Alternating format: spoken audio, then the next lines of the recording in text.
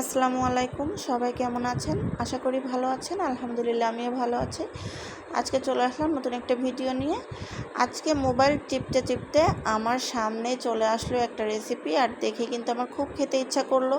আর সাথে সাথে চলে গেলাম রান্নাঘরে যেয়ে কিন্তু আমি শুরু করে দিয়েছি এটার তৈরি করার। তো প্রথমে আমি আলু কুচি কুচি করে কেটে পানি দিয়ে ধুয়ে ঝরা দিয়ে রেখেছিলাম। তারপরে এখানে দিয়ে দিলাম বেশ কিছু কাঁচামরিচ, পেঁয়াজ, আর দিয়ে দিলাম একটু গোলমরিচের গুঁড়া। তারপর দিয়ে দিলাম সামান্য একটু জিরা বাটা, রসুন বাটা আর আদা বাটা। তারপরে দিয়ে দিচ্ছি স্বাদ মতো লবণ।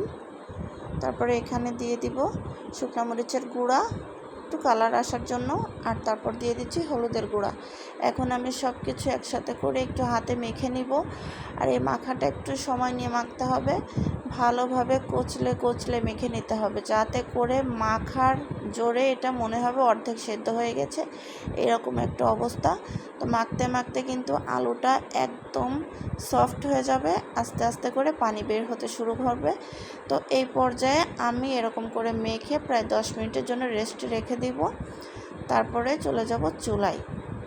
তা আমি 2টা ডিম আগে থেকে কিন্তু সেদ্ধ করে নিয়েছিলাম। তো সেদ্ধ করে এইভাবে আমি গোল গোল করে পিস পিস করে কেটে রেখেছিলাম। আপনাদের ইচ্ছা, আপনারা ডিমটা যেভাবে খেতে চান সেইভাবে দিতে পারেন। তো আমি এইভাবেই দিয়ে নিয়েছি। আমি 2টা ডিম সেদ্ধ করে দেখেন এইভাবে গোল করে কেটে নিয়েছি। তো এখন আমি ডিমগুলোকে একটু ভেজে নিব।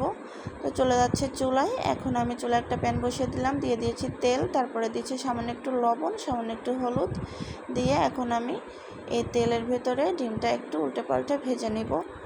আর আস্তেই করতে হবে, আবার খুব বেশি জোরে দিতে যাবেন না, তাহলে কিন্তু ডিম থেকে কুসুমটা আলাদা হয়ে যাবে, তখন ভাজিটা খেতে ভালো লাগবে না। তো আমি এখন ডিমগুলোকে একে একে দিয়ে একটু ভালোভাবে ভেজে নিচ্ছি লাল লাল করে।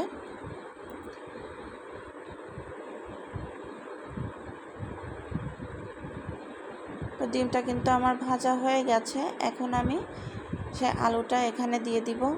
আর আলু থেকে কিন্তু বেশটা পানি বের হয়েছে দেখেন। আর এখানে এক্সট্রা করে কোনো পানি ব্যবহার করব না। এই পানিতেই কিন্তু আমি অল্প আঁচে ঢাকনা দিয়ে ঢেকে ঢেকে ভাজিটাকে করে নিব। আর এই ভাজিটা খেতে কেমন ছিল অবশ্যই আমি বলবো।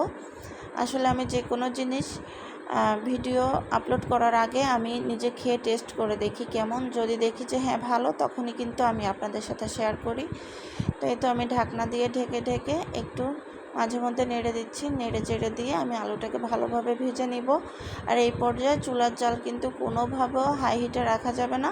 এই পর্যায়ে কিন্তু চুলার জালটা আমি রেখেছি মিডিয়াম টু লোয়ে রেখে আমি ঢাকনা দিয়ে ঢেকে ঢেকে রান্না করব।